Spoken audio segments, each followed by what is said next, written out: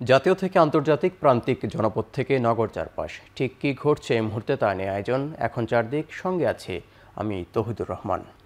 গদবাঁধা রাজনীতি আর চলবে না, বিএনপিকে আদর্শিক দল হিসেবে জনগণ দেখতে চায় বলে মন্তব্য করেছেন বিএনপির স্থায়ী কমিটির সদস্য আমির খসরু মাহমুদ চৌধুরী। সকালে শেরেবাংলা নগরে জিয়া উদ্যানে ঢাকা মহানগর উত্তর বিএনপির আয়োজনে জিয়া সুইমিং কার্নিভাল প্রতিযোগিতার পুরস্কার বিতরণ অনুষ্ঠানে আমির খসরু মাহমুদ আরও বলেন, জনগণের মনোজগতে বড় পরিবর্তন এসেছে, সেগুলো ধারণ করেই রাজনীতি করতে হবে, রাজনীতিতে ভীষণ থাকতে হবে। বললেন, নতুন বাংলাদেশে শুধু রাজনীতিই নয়, অর্থনীতি ও খেলাধুলাকে গণতন্ত্রায়ন করতে হবে। এ সময় বিএনপি ক্ষমতায় এলে দলের ভারপ্রাপ্ত চেয়ারম্যান তারেক রহমান প্রতিটি অঞ্চলে স্পোর্ট সেন্টার করবেন বলেও প্রতিশ্রুতি দেন তিনি। এবং তারেক রহমান সাহেবের আগামী দিনে স্পোর্টসকে নিয়ে যে স্বপ্ন উনি দেখছেন, এটা হয়তো অনেকে বুঝতে পারছেন না। বাংলাদেশের প্রত্যেকটি অঞ্চলে উনি স্পোর্টস সেন্টার করার জন্য সিদ্ধান্ত নিয়েছেন, প্রত্যেকটি অঞ্চলে। এবং এই স্পোর্টস সেন্টারের মাধ্যমে ক্রিকেট, ফুটবল, সুইমিং, যত ধরনের স্পোর্টস আছে, যার যেখানে যোগ্যতা আছে সবাইকে সুযোগ সৃষ্টি করা হবে। বাংলাদেশের প্রত্যেকটি মানুষ যাতে স্পোর্টসে অংশগ্রহণ করার সুযোগ থাকে, তার জন্য স্পোর্টসকে গণতন্ত্রায়ন করতে হবে। ইসলামী ক্ষমতায় এলে কোনো দাবি আদায়ে জনগণকে আর রাস্তায় নামতে হবে না বলে মন্তব্য করেছেন দলটির আমির ডাক্তার শফিকুর রহমান। সকালে রাজধানীর কাকরাইলের ডিপ্লোমা ইঞ্জিনিয়ার্স মিলনায়তনে forum of diploma engineers Bangladesh এফডিএবির বার্ষিক কাউন্সিল অধিবেশন তিনি একথা বলেন। এই সময় জামায়াতের আমির বলেন, আগামী 5 বছরে দেশ উন্নয়নের বুলেট ট্রেন চালু করতে না পারলেও উন্নয়নের এক্সপ্রেস ট্রেন চালু করা যাবে।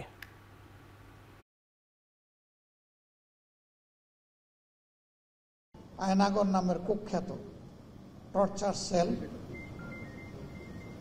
এক ধরনের গ্যাস চেম্বারের মতোই যার অবস্থান, এই সংস্কৃতি ফ্যাসিস্ট বিগত সরকারের হাতেই বাংলাদেশে তৈরি হয়েছে। এর আগে বাংলাদেশের এই ধরনের কোনো অভিজ্ঞতা ছিল না। আমরা বিশ্বাস করি 5 বছরে উন্নয়নের বুলেট ট্রেন আমরা চালু করতে পারবো না, কিন্তু ইনশাল্লাহ এক্সপ্রেস ট্রেন আমরা চালু করতে পারব। জাতীয় সংসদের নিম্নকক্ষে পিআর বাস্তবায়ন নয়, উচ্চকক্ষে পিআর হতে হবে বলে দাবি জানিয়েছেন গণ অধিকার পরিষদের সাধারণ সম্পাদক রাশেদ খান। সকালে সংস্কার ও নির্বাচন পরিপ্রেক্ষিত জাতীয় ঐক্য শীর্ষক সেমিনারে অংশ নিয়ে দাবি করেন, 14 ও 18 সালের নির্বাচন গোয়েন্দা সংস্থা করেছে আওয়ামী লীগ। নিম্নকক্ষে পিআর বাস্তবসম্মত না এবং উচ্চকক্ষে পিআর নিয়ে আলোচনা হতে পারে। আমাদের দল যখন 21 সালে আমরা গঠন করি, তখন আমরা এটি বলেছিলাম যে উচ্চকক্ষে পিআর থাকতে হবে, নিম্নকক্ষে পিআর বাংলাদেশের বাস্তবতা এটা গ্রহণযোগ্য না। গোয়েন্দা সংস্থার পরিবর্তন না করে, পুলিশের সংস্কার না করে, এই আমলাদেরকে সংস্কার না করে আপনি কি নির্বাচন করতে চান আমি জানি না। বর্তমান যে প্রশাসনিক কাঠামো রয়েছে, এই প্রশাসনিক কাঠামোর মাধ্যমে কোনোভাবেই সুষ্ঠু নির্বাচন সম্ভবপর নয়। ফেব্রুয়ারিতে নির্বাচন আয়োজনের প্রস্তুতি চলছে, পাশাপাশি স্বচ্ছতা, জবাবদিহিতা ও আইনের শাসন নিশ্চিতে নিরবিচ্ছিন্নভাবে চলছে সংস্কার কার্যক্রম।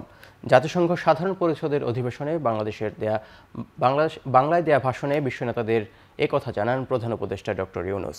42 মিনিটের ভাষণে রোহিঙ্গা সংকট, বৈশ্বিক অস্থিরতা, জলবায়ু পরিবর্তন বিষয়ক সমস্যা, গাজায় ইসরায়েলি হামলাসহ বৈশ্বিক নানা বিষয়ে জোরালো বক্তব্য তুলে ধরেন প্রধান উপদেষ্টা।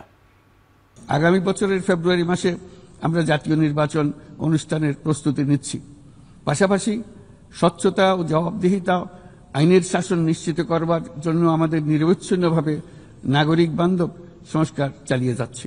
দেশের নাজুক অর্থনৈতিক পরিস্থিতি মজবুত করতে আমরা সংস্কারমূলক কিছু কঠিন কিন্তু প্রয়োজনীয় সিদ্ধান্ত গ্রহণ করেছি। তহবিল সংকটের কারণে আজকে রোহিঙ্গা ক্যাম্পগুলোতে ন্যূনতম জীবনমান বজায় রাখার আমাদের যৌথ প্রয়াসও ভেঙে পড়ার উপক্রম হয়েছে।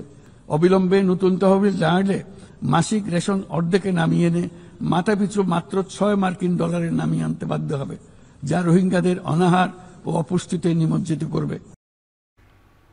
নিউ ইয়র্কে জাতিসংঘ সাধারণ পরিষদের অধিবেশনের ফাঁকে বিশ্বের বিভিন্ন দেশের সাবেক রাষ্ট্রপ্রধান ও সরকার প্রধানের সঙ্গে বৈঠক করেছেন প্রধান উপদেষ্টা ডক্টর ইউনূস। বাংলাদেশের প্রতি একযোগে সমর্থন জানিয়েছেন তারা। শুক্রবার নিউ ইয়র্কে এক বৈঠকে অংশ নেন Latvia, Slovenia, Serbia, Greece, Bulgaria, Croatia ও মরিশাস সহ বিভিন্ন দেশের সাবেক রাষ্ট্রপ্রধান ও সরকার প্রধান। উপস্থিত ছিলেন কমনওয়েলথের সাবেক মহাসচিব, জাতিসংঘ সাধারণ পরিষদের সাবেক সভাপতি, আন্তর্জাতিক সংস্থা ও মানবাধিকার সংগঠনের প্রতিনিধিরা। এ সময় তারা বাংলাদেশের গণতন্ত্র, অর্থনৈতিক পুনর্গঠন ও মানবাধিকার উন্নয়নে সহযোগিতার আশ্বাস দেন। সমর্থনের জন্য কৃতজ্ঞতা প্রকাশ করে প্রফেসর ডক্টর ইউনূস বলেন, দীর্ঘদিনের সংকট পেরিয়ে দেশ এখন নতুন সূচনার পথে। তিনি আন্তর্জাতিক সম্প্রদায়ের কাছে আসন্ন জাতীয় নির্বাচনে সহযোগিতা কামনা করেন।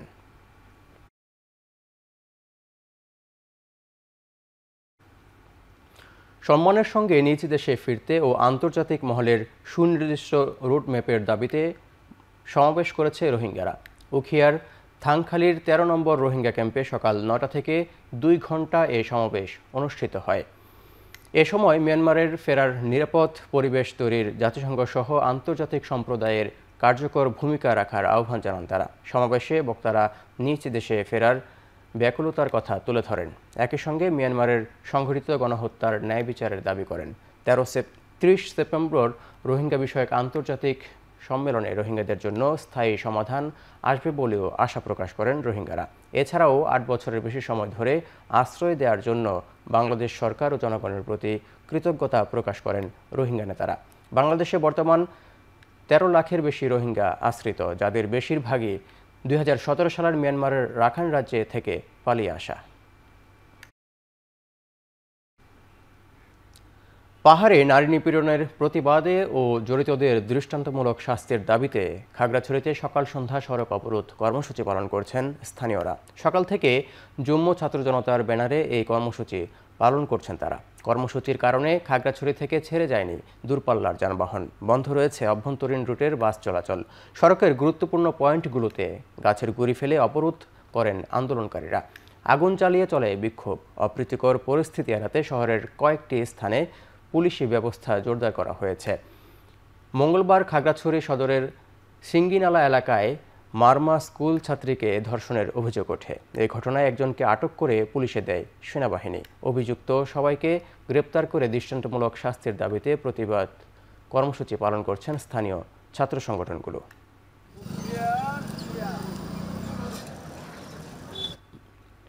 বেতন বাড়ানোর ইস্যুতে দ্বিতীয় দিনের মতো বন্ধ আছে চাঁপাইনবাবগঞ্জ, রাজশাহী, নাটোর থেকে ঢাকাগামী বাস চলাচল। পূর্ব ঘোষণা ছাড়াই মালিকপক্ষের বাস বন্ধ করে দেওয়ার চরম ভোগান্তিতে পড়েছেন যাত্রীরা। এর আগেও পারিশ্রমিক বৃদ্ধির দাবিতে বেশ কয়েক দফা কর্মবিরতি পালন করে শ্রমিকরা। বর্তমানে রাজশাহী থেকে ঢাকাগামী প্রতিটি ট্রিপে চালক পান ১,২৫০ টাকা, সুপারভাইজার ৫০০ টাকা এবং চালকের সহকারী ৪০০ টাকা। তবে সম্প্রতি বেতন বাড়ানোর দাবিতে আন্দোলন শুরু করলে কয়েক দফায় বাস চলাচল বন্ধ হয়ে যায়। তবে সংকট নিরসনে গত ২৩ সেপ্টেম্বর ঢাকায় শ্রমিক ও মালিকপক্ষের যৌথ সভায় সিদ্ধান্ত হয় রাজশাহী থেকে ঢাকাগামী প্রতিটি ট্রিপের চালককে ১,৭৫০ টাকা, সুপারভাইজারকে ৭৫০ এবং সহকারীকে ৭০০ টাকা প্রদান করা হবে। এই সিদ্ধান্ত গতকাল শুক্রবার থেকে কার্যকর হওয়ার কথা ছিল, কিন্তু তার আগেই বৃহস্পতিবার রাতে মালিকপক্ষ বাড়তি বেতন দিতে অস্বীকৃতি জানিয়ে বাস চলাচল বন্ধ করে দেয়। এর ফলে রাজশাহী, চাঁপাইনবাবগঞ্জ ও নাটোর থেকে ঢাকাগামী বাস চলাচল দ্বিতীয় দিনের মতো বন্ধ আছে। মালিক এবং শ্রমিক তারা যে দণ্ডটা করছে, কিসের জন্য দণ্ড করছে, তারা উভয় পক্ষে বসে একটা মীমাংসা করেনি। এটা সম্পূর্ণ দায়িত্ব মালিক পক্ষের। তাছাড়া আমরা সাধারণ জনগণ, আমাদের তো অনেক ক্ষতি হয়ে যাচ্ছে। কালকে ট্রেনের জন্য অনেক দৌড়াদৌড়ি করে টিকিট পাই নাই, এখন আজকে আসলাম, আজকেও দেখছি ওনারা এখন বন্ধ। বাজার দ্রব্যমূল্য যেভাবে চলে হু হু করে বাড়তে থাকে, কিন্তু আমাদের যে মূল্যটা দেয় কর্ম করে, সেটা তো আমাদের সংসার চলে না। আমরা এই সামান্য একটা ব্যাপার, এটা নিয়ে আমরা বসে ঠিক করে দেবো, যেহেতু বড় একটা সমস্যা আমরা সমাধান করে আসলাম। টেকসই উন্নয়নে পর্যটন, এই প্রতিপাদ্যে সারা দেশে উদযাপিত হচ্ছে বিশ্ব পর্যটন দিবস ২০২৫। সকালে জেলা প্রশাসনের উদ্যোগে কুয়াকাটা পৌর ভবন চত্বর থেকে বর্ণাঢ্য র্যালি বের করা হয়। এতে পর্যটন শিল্পে জড়িত সকল শ্রেণীর মানুষ অংশ নেয়। পরে পর্যটন কর্পোরেশনে আলোচনা সভা হয়। এদিকে বরিশালে নানা আয়োজনে পালিত হয়েছে বিশ্ব পর্যটন দিবস। সকালে বেলুন উড়িয়ে উদ্বোধন করেন জেলা প্রশাসক দেলোয়ার হোসেন। এরপর কার্যালয় প্রাঙ্গণ থেকে র্যালি বের হয়ে বিভিন্ন সড়ক প্রদক্ষিণ করে জেলা প্রশাসকের কার্যালয়ে এসে শেষ হয়। অংশ নেয় জেলা প্রশাসক সহ বিভিন্ন স্তরের মানুষ। পরে জেলা প্রশাসনের আয়োজনের আলোচনা সভা হয়। এছাড়া সারা দেশের মতো সিলেটেও বর্ণাঢ্য র্যালি, পর্যটন মেলা ও সাংস্কৃতিক অনুষ্ঠান সহ নানা আয়োজনে পালিত হচ্ছে বিশ্ব পর্যটন দিবস। দিনব্যাপী আমাদের সিলেট প্রোগ্রামে শহরে বিশ্ব পর্যটন দিবস উপলক্ষে বিভিন্ন প্রোগ্রাম আয়োজন করা হয়েছে, যাতে করে এই পর্যটন সম্পর্কে মানুষ আরও সচেতন হয় এবং এখানে পর্যটন যে স্পটগুলো রয়েছে সেইগুলি সংরক্ষণের বিষয়ে আমরা যারা এখানে স্থানীয় রয়েছি এবং একই সাথে যারা এখানে ঘুরতে আসেন সবাই যেন আরও তৎপর থাকেন এবং প্রাকৃতিক সম্পদ রক্ষায়, পরিবেশ রক্ষায় যেন আরও বেশি সচেষ্ট থাকে, সেই জন্যই কিন্তু আজকের এই আয়োজন। শারদীয় দুর্গোৎসবের বাকি আর মাত্র একদিন। সে আয়োজন বর্ণিল করতে সারা দেশে চলছে শেষ মুহূর্তের প্রস্তুতি। ময়মনসিংহে শেষ মুহূর্তের কাজে জিরোনোর ফুসরত নেই প্রতিমা তৈরির কারিগরদের। প্রতিমার গায়ে নতুন কাপড় জড়ানো ও অঙ্গসজ্জার কাজ প্রায় শেষের দিকে। মণ্ডপে মণ্ডপে চলছে নানা আয়োজনের প্রস্তুতি। জেলায় এবছর 781টি পূজা মণ্ডপে হবে দুর্গাপূজার আয়োজন। বগুড়ায় চলছে পূজা উপকরণ কেনাকাটা। নারিকেল, নাড়ু, মুড়ি মুড়কি ও দই মিষ্টির দোকানে বেড়েছে ভিড়। তবে ক্রেতারা জানান গত বছরের চেয়ে এবারের সবচেয়ে জিনিসের দাম বেশি। এছাড়া কিশোরগঞ্জের কটিয়াদিতে বসেছে 400 বছরের ঐতিহ্যবাহী ঢাকের হাট, যেখানে দেশের বিভিন্ন প্রান্ত থেকে এসেছেন ঢাকি ও বাদ্যযন্ত্র বাদকরা। গত বছরের চেয়ে এবছরে পূজা মণ্ডপের সংখ্যা বাড়ায় ঢাকিরা বেশ ভালো দাম পাচ্ছেন।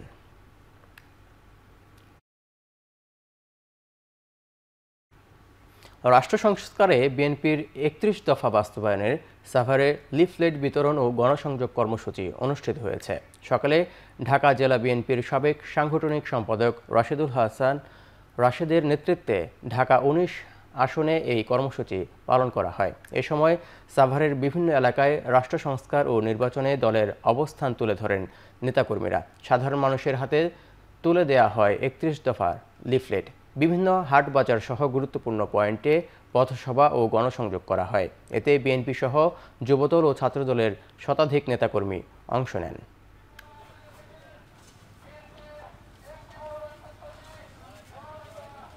বাংলাদেশ জাতীয়তাবাদী দল লাদাখে রাজ্যের মর্যাদা দেওয়ার দাবিতে চলা আন্দোলন থামাতে অঞ্চল জুড়ে কারফিউ জারি রয়েছে। বন্ধ রয়েছে মোবাইল ইন্টারনেট পরিষেবাও।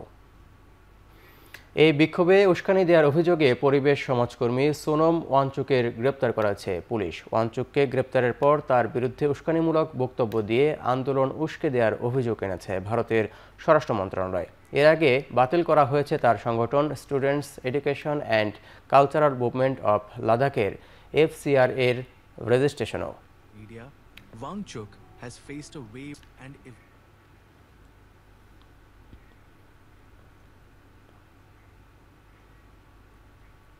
সুপার টাইফুন রাগাসার ক্ষতি কাটিয়ে ওঠার আগেই ঘূর্ণিঝড় বুয়ালের কবলে ফিলিপিন্স। দেশটির বিভিন্ন শহরের ঝড়ের কারণে এখন পর্যন্ত প্রাণ গেছে 10 জনের।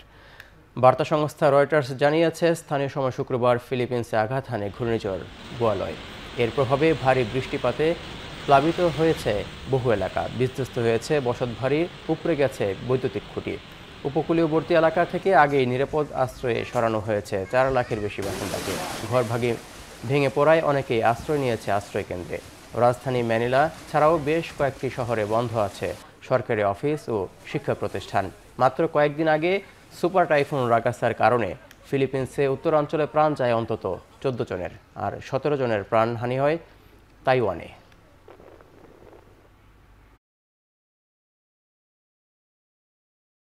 সাফ অনূর্ধ্ব 17 চ্যাম্পিয়নশিপে ফাইনালে ভারতের বিপক্ষে মাঠে নামবে বাংলাদেশ। কলম্বোতে ম্যাচ শুরু হবে বাংলাদেশ সময় সন্ধ্যা 6:30টায়। শিরোপা জয়ের লক্ষ্যে সাফের এবারের আসরে শ্রীলঙ্কার যায় গোলাম রাব্বানী ছোটনের শিষ্যরা। গ্রুপ পর্বের 2 ম্যাচে জয় নিয়ে সেমিফাইনালে ওঠে বাংলাদেশ। সেখানে পাকিস্তানকে 2-0 গোলে হারিয়ে ফাইনাল খেলার যোগ্যতা অর্জন করে লাল সবুজের প্রতিনিধিরা। অন্যদিকে গ্রুপে একটি দল বেশি থাকায় 3 ম্যাচ খেলতে হয় ভারতকে। সবগুলো ম্যাচে জয় পায় তারা। সেমিফাইনালে নেপালকে 3-0 গোলে হারিয়ে ফাইনালে ওঠে ভারত। এর আগে গত আসরেও ফাইনালের মুখোমুখি হয়েছে এই 2 দল। সেবায় বাংলাদেশকে 2-0 গোলে হারিয়েছে শিরোপা জয় করে ভারতের তরুণরা।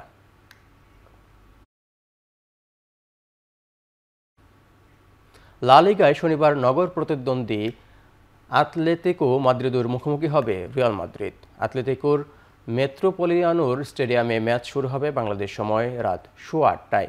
এবার লিগে প্রথম 6 ম্যাচের সবকটিতে জিতে 18 পয়েন্ট নিয়ে পয়েন্ট টেবিলের শীর্ষে আছে রিয়াল। শিরোপাধারী বার্সেলোনার চেয়ে 2 পয়েন্ট এগিয়ে আছে স্পেনের সফলতম এই দলটি। খেলোয়াড়ি জীবনে 5 মৌসুম রিয়াল কাটানো আলোয়ান্সের কোচ হিসেবে প্রথম মাদ্রিদ ডার্বি এটি। রিয়াল সেখানে উঠছে, অ্যাটলেটিকোর অবস্থান আছে বিপরীতে। 6 ম্যাচে মাত্র 2টিতে জিতেছে দিয়াগো সিমেনেওয়ালদের দল। পয়েন্ট তালিকায় 9ম স্থানে আছে তারা। তবে আসছে লড়াইয়ে এসবের মূল্য খুব একটা নেই বলেও মনে করেন আলোনসো। মেট্রোপলিটানোর জিততে রিয়ালকে পরিশ্রম করতে হবে বলে অভিমত কোচ আলোনসোর। গত 2 মৌসুমে লা লিগায় আলোনসোকে মাদ্রিদে তাদের মাঠে হারাতে পারেনি রিয়াল মাদ্রিদ। দারুণ এক ডার্বি লড়াইয়ের অপেক্ষায় ভক্তরা। চ্যাম্পিয়ন্স লিগে বার্সেলোনার বিপক্ষে গুরুত্বপূর্ণ লড়াইয়ে ব্রাজিলিয়ান ডিফেন্ডার মার্কিনিয়াসকে পাবে না ইউরোপ চ্যাম্পিয়ন্স পিএসজি। গত সোমবার লিগ আতো মার্সেইয়ের বিপক্ষে 1-0 গোলে পরাজয়ের ম্যাচে পুরোটা সময় খেলেন মার্কিনিয়াস। আগামী শনিবার লিগের পরের ম্যাচে অজির বিপক্ষে লড়াইয়ের জন্য প্রস্তুত হচ্ছিল দল। এদিকে আগেই মার্কিনিয়াসের বা উরুর চোটের খবর জানায় প্যারিসের ক্লাবটি। ক্লাবের বিবৃতিতে জানানো হয়, আগামী কয়েক সপ্তাহ চিকিৎসা চলবে 31 বছর বয়সী এই সেন্টার ব্যাকের। রোমা থেকে 2013 সালে পিএসজিতে যোগ দিয়ে ক্লাবটিতে হয় লিগ আতে 300টিরও বেশি ম্যাচ খেলেছেন মার্কিনিয়াসও। ইউরোপ সেবার মুকুট ধরে রাখার অভিযানে আতলেতিকো 4-0 গোলে গুড়িয়ে শুরুটা দারুণ করেছে পিএসজি।